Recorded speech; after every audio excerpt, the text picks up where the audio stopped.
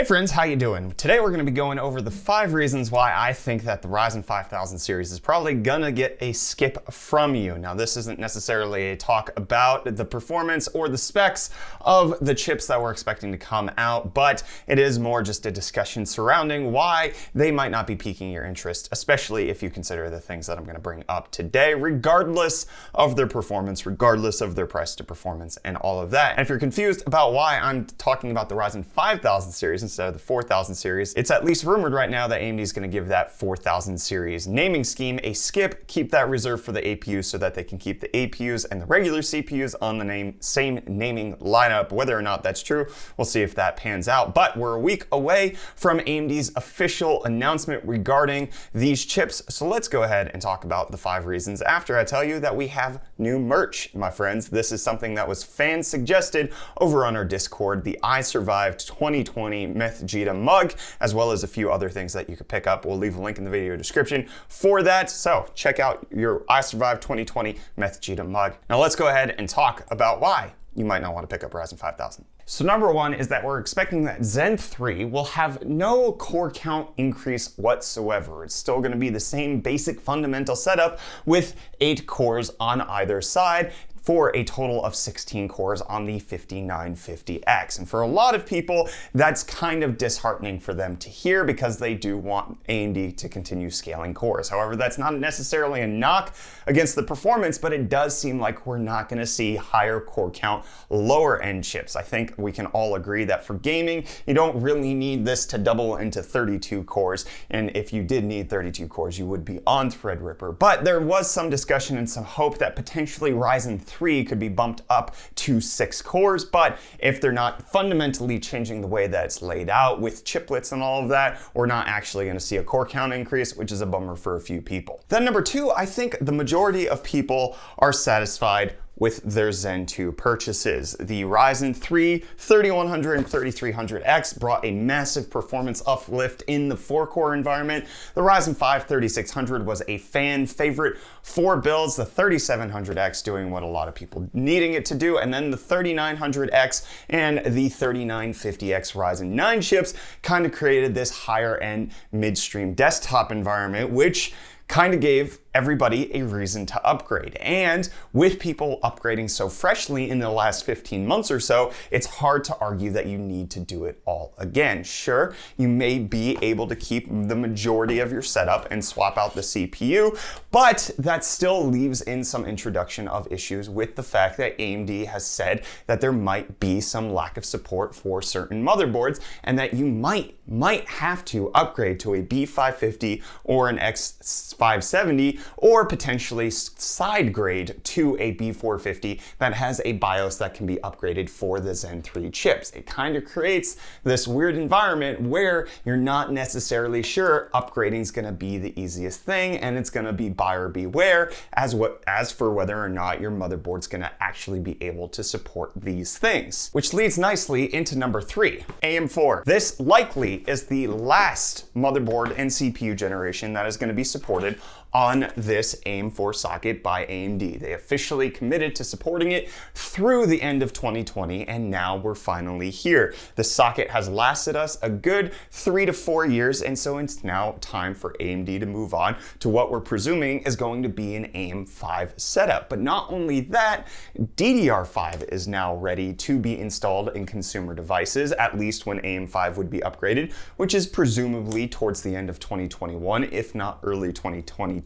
So upgrading to Zen 3 as the last chip before a socket and RAM overhaul is potentially not the best long-term option for a lot of people. Now, there are some downsides to waiting for DDR5, such as speeds and prices are likely not going to be good on launch of the next-gen Zen 4 CPUs on AM5, but it does kind of create this weird in-between generation, whereas Zen 2 was amazing and kind of hit the right spot for a lot of people to upgrade from, let's say, their i5s and i3 i3s that were 7th generation or before, well, now a lot of people don't want to necessarily have to recoup all of that cost and jump into a new platform after Zen 3 is launched. It just kind of is a holding pattern for a lot of people at this point. Now, number 4, I'm pretty sure a lot of you are actually going to scoff at this, but hear me out. Intel. Intel might be the reason you might want to hold pause on Zen 3. I know the current generation of Intel chips have been the same for quite some time. The 9900K is in no way different from the 10700K, and the 10900K is only 2 extra cores, but the same fundamental architecture, which makes them a hard sell at this point. But the Z490 motherboards have PCI Express 4.0 support, and all of the information we're hearing out of the information wheel is that Rocket Lake, which is the next generation chip from Intel, is supposed to be a backport of their Willow Cove architecture. So no more 14 nanometer plus built on Skylake, which came out in 2015, but rather we're gonna have a 14 nanometer brand new architecture, which could bring in a lot of IPC increase. It could also bring the clock speeds that it needs in order to compete with Zen 3. And for anybody who wants to pick one up, Z490 should support it. So there should be an expansive ecosystem that is already ready to go. I know the 10900K is not a reason to skip Zen 2, but the 11900K might give AMD some more competition because it does look like Intel is finally ready to move on from a platform that has been out since 2015. Now let's talk about the last reason, which appears to be something that is freshly on everybody's mind.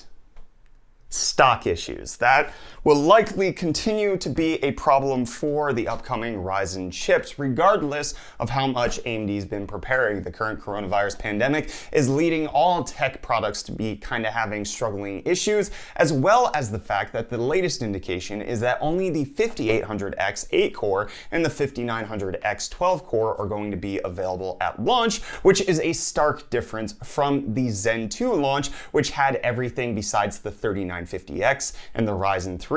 Those all came out roughly around the same time, but also still did have stock issues at that point. And the 3950X also had stock issues. And it does seem like the Ryzen 3 is still having stock issues because it's hard to find these at the price that AMD said that they would be going for. This is supposed to be a $100 chip. I had to pick it up for $120.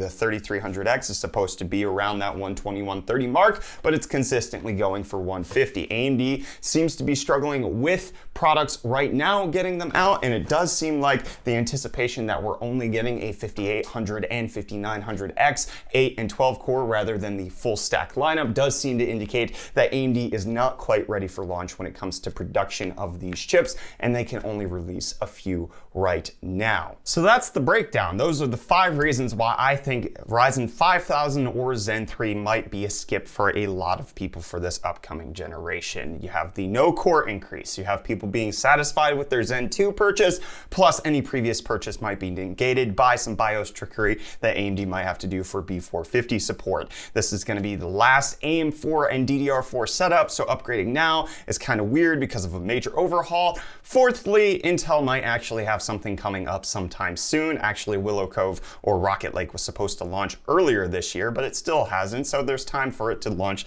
sometime soon. And then stock issues, plus the fact that the 5800 and 5900X are the only chips that are anticipated to be launched in the middle of October. So those are the 5 issues. Do you agree with them? Are you excited for Zen 3 based on the performance benchmarks that are indeed coming out? It does seem like they are chips that a lot of people are going to want to pick up. 27% single core performance increase, but as I mentioned, it might not be for everybody. What do you think of them down below in the comments? Let me know what did you think of my list. Were there a few points that I left out, or do all of my points not apply to you? Are you still going to be buying these chips regardless? I'm keen to hear from you down below. Don't forget that you can pick up the I Survived 2020 Meth Gita mug, pseudoscientifically proven to at least assist in your survival of this year. So if you purchase it now, it won't necessarily be premature. Hopefully that's the idea. I mean, you have a mug that says you did it. So I'm counting on this to keep me going. And I'm not going to keep going with this video. So that's it. The 5 reasons why I think you won't buy Zen 3 Ryzen 5000. And I'll see you in the next video we do here on Brainless. Bye.